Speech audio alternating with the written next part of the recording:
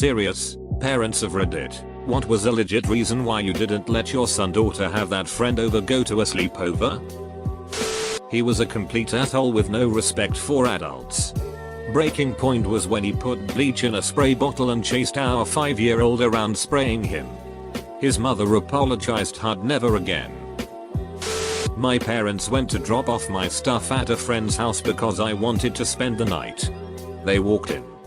And my dad said nope, you're coming home. She had 2 brothers.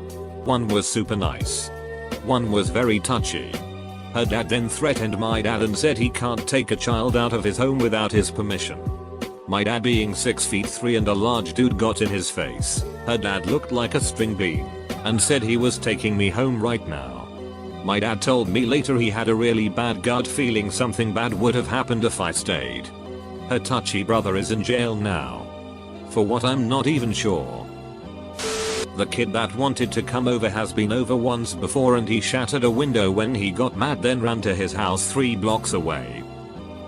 He is destructive and has some unmedicated issues that affect his interaction with other kids. The kid doesn't play. He just upturns bins, throws things around and breaks stuff. My son is growing out of this kid. The kid is very sheltered and doesn't have the behavioral therapy that the doctors recommend, so he is just too much for my oldest and now my second to deal with. So that means the requests for him to come over are drying up. They really have nothing in common anymore. I had to hide ours box anytime he came over after he broke multiple games and couldn't understand why the shattered CD wouldn't work and why we were mad. I hated not letting the child sleep over. But that would have meant that my child would have wanted to sleep over at his house. His mother was living with a very abusive man who raised every single hair on my neck. This man taped off areas where my son's friend could walk and sit. Rationed food. etc. I was not about to let my son be in that environment. The friend started acting out from abuse. I had already talked to the school counselor about my suspicions and CPS was involved. It was hard to explain to a child of 8 why this friend couldn't come over. I no longer allowed my son's best friend to come to our place or for him to go over to his after the best friend's mom reported us to the police as harboring a runaway. This was after the best friend had been tossed out of his mom's house and told to spend the night sleeping outside, and she'd refused our phone calls to find out what was going on. So yes, I wasn't going to let a 16-year-old spend the night in 30-degree weather with nowhere to go. Sue me. The cops showed up. Said she'd reported us as harboring a runaway. We explained what was happening and got treated like dirt and told that from now on we had to have full permission from the mom. Fine. We urged my son's friend to go to the police, report to them what was happening, and left it at that. The mom tried to apologize 3 days later as being off her meds and say it was okay for my son to go to their house and vice versa, and I politely refused and hung up while she was screaming at me. I'd always been kind of uncomfortable with the woman and that just sealed it. They were still friends at school, but there were no more hanging out at either one's house, and I explained why and they both agreed to the rules. The son is in the military now and doing quite well and no longer has contact with his mother. Gee. I wonder why. I know the band kid. He would break sheet, hide from you, hit the dogs, and he'd be rude and physically abusive to my grandmother. He'd pinch her for literally no reason and probably little kid punched her a few times. He would scream for no reason and no matter what you did for punishment he'd ignore it. My mom physically threw him and all his toys out of our house one day after he hit a couple dogs and pinched my grandmother in quick succession. And he just stood outside and fake cried telling us to let him back in. We live in the middle of nowhere with no neighbors or traffic. He wasn't in any danger, and if he actually thought about it he could have found his way back in. I think like an hour of peace went by and she finally let him back in. Stories from school include walking out of class and into another and then beating a kid up, pulling a girl down by her ponytail and wailing on her, attempting to stab a kid with scissors, and being such a handful the teacher tried to get him moved to special needs school. He was 5 when all of that was going on. He's 6 now and medicated with therapy and doing insanely better. His mom is moving cross country with him to be with her family so they can help look after him. He was banned from a lot of school events and didn't have many friends. But that's turning around now. Came over to our house and ripped my daughter's brand new Joyo poster that she was so proud of to shreds. Mother did nothing. To make it worse, my daughter tried to tape it back together. My heart was breaking. Early 90s. The kids on the street decided to have a camp out in someone's front yard. Little fire. Ghost stories. S'mores. Tents. The whole bit. Middle of the night, one of the kids starts screaming that someone is on him. Turns out another kid that just moved in had stripped down naked and smeared sheet all over himself and attempted to do something to a sleeping kid. Parents all came out after hearing the screaming. Poop kid took a dump in the street and threw some at the parents of yet another kid. Again. It was the early 90s in the Midwest, so this display didn't go well. The parents went crazy. I never saw the Poop King again and his family moved away. The violence. THS kid just was violent to the bone. A kid tries to do anything with this kid and a moment later they are either in a headlock or crying on the floor with bruises under their shirt. I found out a few months ago he got put into juvie. Don't think he's far from a prison sentence after he steps out. The father of one of my daughter's classmates, she was only in 2nd grade, kept repeatedly telling my daughter to come spend the night over there. She told me about it, so I made sure to catch him one day and he said in a very strange way, "Oh, she's welcome to spend the night anytime," and he won't look at me. Plus the way he looked at her just creeped me out. Mind you, he's a single father, so there's no other adult in the house to monitor him. My son started public school after going to Montessori school in 4th grade. I met another mom whose son started from private school the same year. My son was weird about befriending her son and I wasn't sure why. Shortly into the friendship, the single mom started asking if her kid could sleep over every Friday. I was fine with that. Then it became school nights. Not so fond of that. Her son started showing up at 6:30 AM before school when we were all still sleeping.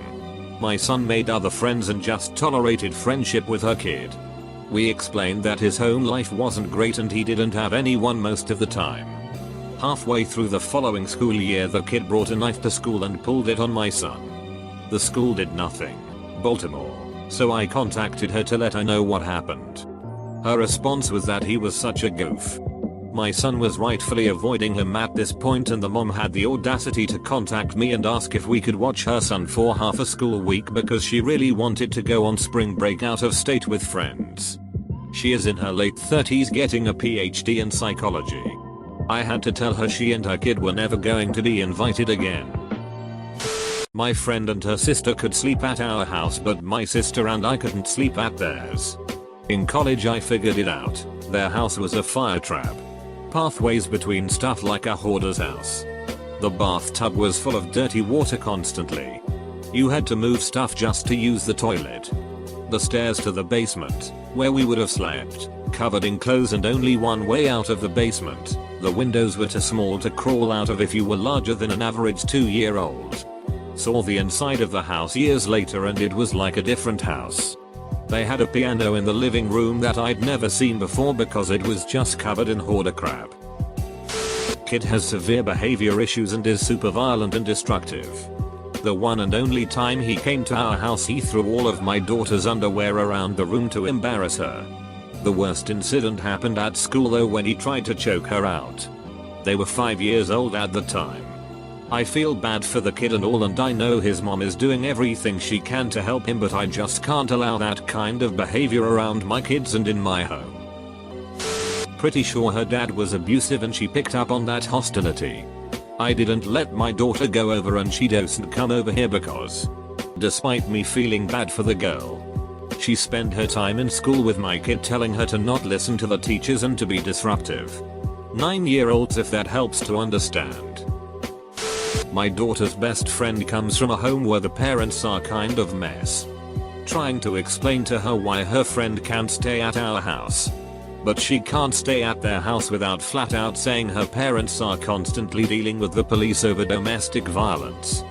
Plus you'd come home smelling like an ashtray. and get the equivalent health benefits of smoking a few packs of cigarettes is a real challenge. When I was in middle school, my friend was a bit goth and tough looking. I was a good kid and my parents knew it. My mom didn't want me hanging out with my friend because she thought she would be a bad influence on me. I told my mom that wouldn't happen and that I would be a good influence on her. My mom said okay. My friend was not bad in any way. She just liked goth clothes. Turned out she was a good student and she lived in a mansion and was super nice. We went to Six Flags Fright Feast and she got me over my fear of throwing up on a roller coaster. Leslie, you were a really good friend and your dogs were super cute. I hope you are happy in life. My daughter was 5 at the time. There was this kid, son of a coworker. Coworker was cool. My daughter got along with this kid on the playground. So we decided to do the playdate thing. The kid couldn't handle sharing his toys, so he started biting. Biting is basically the kid equivalent of whipping your big dick out at a Chuck E. Cheese, which, ironically, is much less of a big deal if you do it while you are still a kid. So we were out of there. Coworker apologized profusely and asked if we could have a do-over at our place. Figured. Not an issue because his toys weren't in play. Nah. Then he started biting because he wanted her toys. Stopped my daughter staying at her friend's house when I found out the friend's mum was an alcoholic who was going out every night to the pub and bringing random guys home for sex. Happened every time she slept there and the mum didn't know the guys' names half the time. Completely disrespectful to our home. After multiple times telling them not to, my daughter is 6. She's 12. We live in the same complex. She'd constantly leave trash all outside. On our stairs. Inside our couch. Floor to where the baby can get. Makeup paint all over our carpets.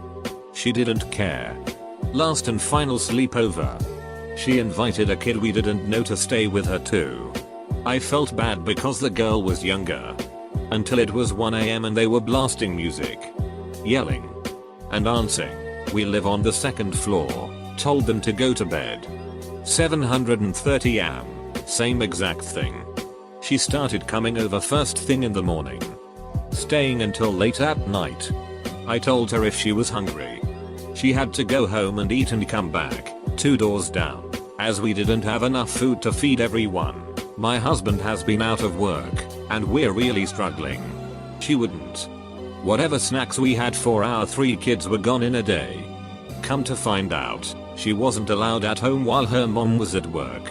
Because her 24-year BF was at home. And she's getting bobs, so she didn't need to be home alone with him.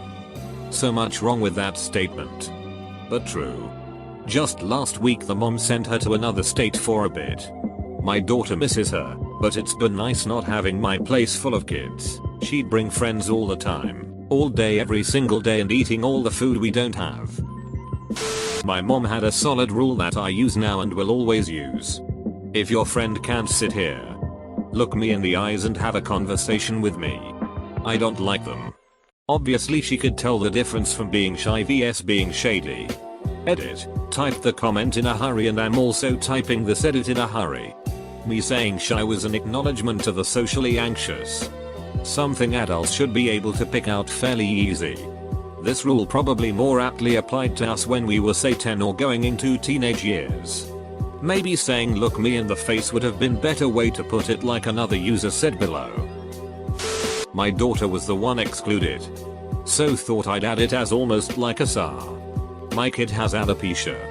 For those that don't know, it's an autoimmune disease that causes your immune system to treat your hair follicles as a threat. Boom. Hair loss. Hers is stress induced.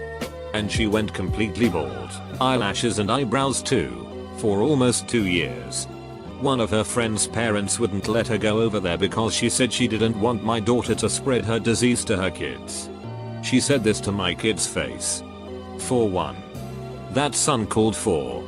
She had my phone number. Call me. 2. It isn't contagious. My daughter cried for days. Dad is a chain smoker and smokes in the house. We'll have my daughter's friend stay over. But we'll find an excuse to have her take a shower early on. go to the park, swimming, etc. Our daughter can't stay there overnight. And even if she is there for a few hours, she showers and changes clothes as soon as she gets home. My family smoked inside the house when I was a kid. I remember being so self-conscious when I went to school because even though I was only in elementary, the other little kids would say that I smoked. Of course, any adult would know this wasn't true, but it made me self-conscious. I remember how great other people's houses would smell and the odor that would emanate from my clothes when I'd visit. To this day, I am very particular about how I smell. My parents always refused to let me go over to that friend's house. She could come to our house, but I couldn't go over there. I always threw a fit about it in the moment. We grew apart over the years. As an adult, I had to interact with her family through my job in law enforcement. My parents never said why I couldn't go over there. They didn't want my kid mouth to tell everyone at school that Jane's parents were coke users, dealers, and that their live-in uncle was a registered sex offender. I learned the truth as an adult and respect my parents for being gentle and giving white lies regarding the situation. I'm sure my dumbest kid self would have bluntly mentioned it to Jane and it would have hurt her. I'm sure she had it hard enough in that environment anyways. A neighborhood 7 and 9-year-old asked my 5-year-old daughter to climb out a screenless window to go play and pet a cat. She escaped outside and did fine. But obviously I would have strongly preferred they ask permission first. We go for frequent walks and sometimes hear yelling and screaming coming from their house. While waiting for an ice cream truck, they were outside and said their parents fight and yell at it. All while the parents were asking a 7 and 9-year-old to watch their 1-2-year-old brother while wandering the neighborhood. Yay. No. So when I was a kid, before contouring and highlighting and all the crazy makeup kids put on to just go to high school was around, my mom said I couldn't hang out with this girl Amy because she wore black eyeliner and only sleuths wear black eyeliner. I rallied. Told her she can't judge a person based on eyeliner. I mean, that's fucking insane. After 28 years of best friendship, Amy started sending nudes to my pit husband. Mom was right. I should have listened to her back in 1990. I'd like to know why one of my daughter's friends' parents won't let her spend the night. My daughter has slumber parties, beach trips, all sorts of fun with friends gatherings. I never got to experience that as a child, so if my girl asks for a sleepover or whatnot, the default answer is yes. However, if this one friend comes over, she has to be picked up no later than 11 PM. I don't allow Drew Guts in the house or any drinking during these events, underage or otherwise. Hell, the girl starts college next year. Isn't she old enough to go to a sleepover and watch Netflix? Play video games? Daughter has asked her what the problem is, but she says parents have never let her stay over at anyone's house overnight. I love sleepovers and had nothing but positive experiences with them as a kid all through the 90s. My wife, however, did not. She had very bad experiences, and her mistrust of sleepovers only intensified when her nephew was found out to have abused all of his female cousins over the course of who knows how long. So she says our kids will never have sleepovers because she has only ever seen the bad side of them. And I can't really think of a valid argument to counteract that. Nor do I really want to try at this point. That's some seriously bad stuff.